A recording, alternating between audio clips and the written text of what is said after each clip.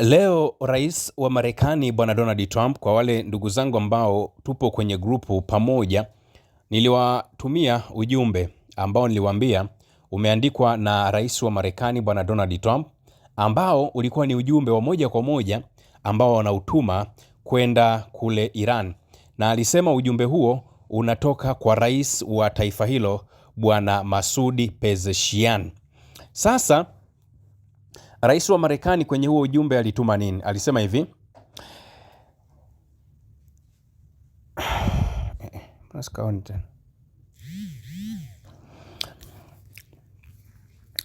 Rais wa Marekani Donald Trump alisema hivi kuwa rais mpya wa utawala wa Iran anayemwelezea kuwa hana msimamo mkali kama waliomtangulia, ana akili zaidi, ameiomba Marekani kusitisha mapigano kwa maana ya kufanya ceasefire. Hata hivyo, amesema kuwa Marekani inazingatia ombi hilo tu iwapo mlango wa bahari wa Hormuz utafunguliwa kikamilifu kuwa huru na salama kwa usafiri wa majini. Akasisitiza kuwa hadi hapo hali hiyo itakapofikiwa, mashambulizi dhidi ya Iran yataendelea kwa nguvu kubwa, akitumia kauli kali kwamba wataendeleza kuishambulia Iran hadi kuangamizwa kabisa, au kwa maneno mengine kuirudisha katika enzi za kale, miaka zaidi ya 3000 ambayo imepita. Hii ilikuwa ni kauli ya rais wa Marekani bwana Donald Trump, ambayo alisema rais wa Iran Masoud ameomba samahani, ameomba ameomba vita viishe, kwa maana ya Iran imetepeta, imeteketea. Sasa baadaye, of course, nikawa kwa watu ambao tuko wote kwenye ile group letu la WhatsApp Team Russia, nikasema rais wa Marekani nashindwa kuelewa yeye anazungumza na kiongozi yupi wa Iran, kwa sababu kila kauli ambayo anazungumza anasema amezungumza na viongozi wa Iran. Muda mfupi baadaye tukaona rais wa Iran amekanusha vikali madai ya rais wa Marekani bwana Donald Trump, akisema hicho chote alichokizungumza kinatakiwa kupuuzwa na kila mtu mwenye akili timamu. Rais wa Iran amesema kuwa taifa la Iran lina adhima thabiti isiyoyumba ya kulinda mamlaka ya nchi pamoja na ukamilifu wa mipaka yake katika kipindi hiki cha vita vinavyoelezwa kuwa vya uchokozi vinavyoendeshwa na Marekani na Israel dhidi ya jamhuri hiyo ya Kiislamu. Katika taarifa ambayo ameitoa wakati wa kuadhimisha miaka 47 tangu kuanzishwa kwa Jamhuri ya Kiislamu ya Iran, rais huyo ameeleza kuwa kwa takriban nusu karne wananchi wa Iran wamekuwa wakikataa aina yeyote ya kutawaliwa au kunyenyekeshwa, wakichagua njia ya heshima na uhuru wa taifa lao. Anasema, namnukuu, leo ni siku ambayo wananchi wakubwa wa Iran kupitia kura yao ya maamuzi walitengeneza mustakabali wa taifa lao kwa msingi wa kuwa jamhuri ya Kiislamu na utawala kwa matakwa ya watu, na kufungua ukurasa wa kudumu katika historia ya taifa hilo. Amesema kuwa vita hivyo vinavyoelezwa kuwa haramu vinaonyesha tena kuwa mataifa yenye nguvu ya kihegemon hayawezi kuvumilia uhuru, heshima na maendeleo ya taifa la Iran. Anasema wananchi wa Iran katika mtihani huu pia wameonyesha kupitia uelewa wao, umoja na uvumilivu kuwa wamechagua kwa hiari njia ya uhuru pamoja na heshima. Rais amesisitiza kuwa wananchi wa Iran hawataacha juhudi zozote katika kulinda mamlaka ya taifa na ukamilifu wa ardhi yao. Aidha, wameahidi kuwa serikali yake itatumia nguvu na rasilimali zote zilizopo kuhakikisha inalinda uhuru wa taifa hilo.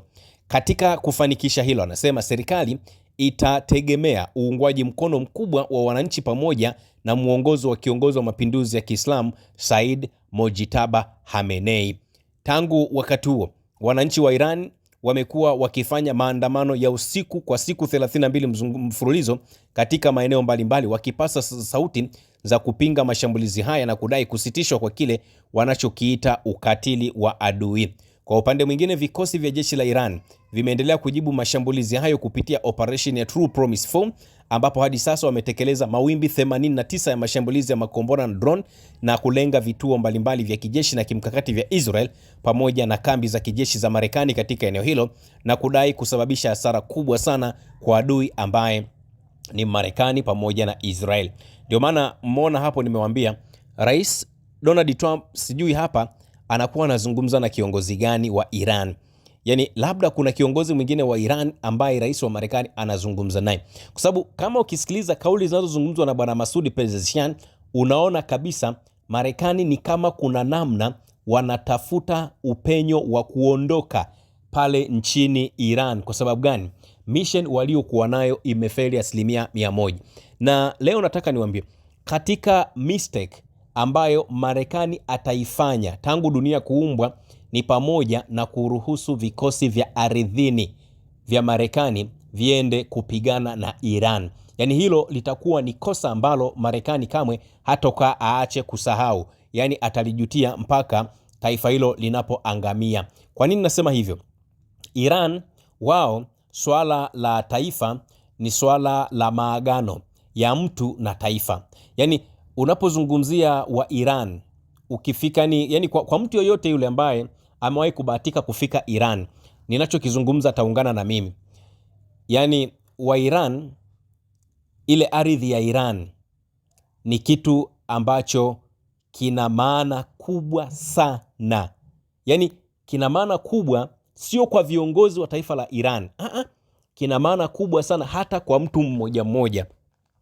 Kwenye historia inatuambia kuna mwanamke mmoja wakati wa vita vya Iran pamoja na Iraq, aliwahi kupambana na wanaume 40 wa Iraq na wote akawaua.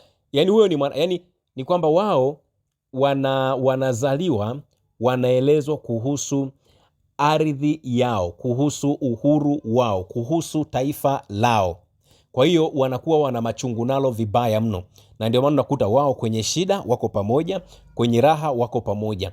Hata hiyo juzi wakati wale maandamano ya mwezi wa 12 mwaka jana ambayo yalitengenezwa na Marekani, uliona we mwenyewe kwamba yalikuwa ni maandamano ambayo yalishindikana, tofauti na ambavyo imekuwa ikifanyika katika mataifa mengine. Sasa Marekani anapoenda kupigana na wa Iran kule, asitegemee kwamba anaenda kupigana na jeshi la Iran au anaenda kupigana na IRGC.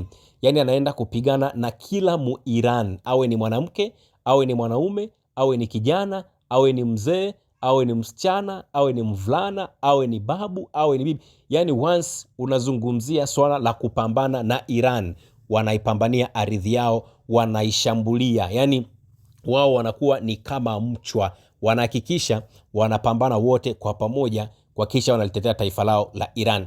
That's why nasema Marekani ili aweze kufanikiwa kupambana na Iran ni lazima kwanza aingize sio chini ya wanajeshi wa ardhini 4,000,000, halafu wawepo wanajeshi wengine wa anga. Hapo ndipo anaweza akafikia angalau kusema sasa anaweza akapambana na hilo taifa la Iran. Sasa niweke pause hapa ya ripoti moja bana. Zaidi ya makombora mazito 100 na droni zimetumika kushambulia malengo ya adui kwenye wimbi la 89 la mashambulizi ya kulipiza kisasi lililofanywa na IRGC. Kikosi cha walinzi wa mapinduzi kimesema kuwa kimetumia zaidi ya makombora mazito 100 pamoja na droni za mashambulizi, takribani roketi 200, wakilenga vituo vya Marekani na Israel katika eneo linalodaiwa kukaliwa pamoja na sehemu mbalimbali za Asia Magharibi katika operesheni kubwa ya kulipiza kisasi.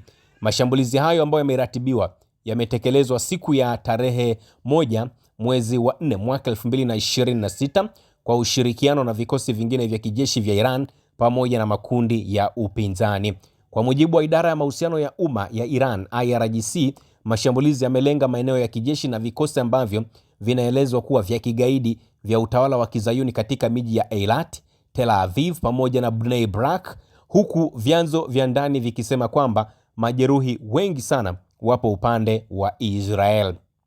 Katika mwendelezo wa operation hiyo, taarifa imeeleza kwamba maficho ya vikosi vya Marekani nchini Bahrain yaliyokuwa na wanajeshi 80 yalilengwa kwa usahihi na wanajeshi wote 80 wamekufa.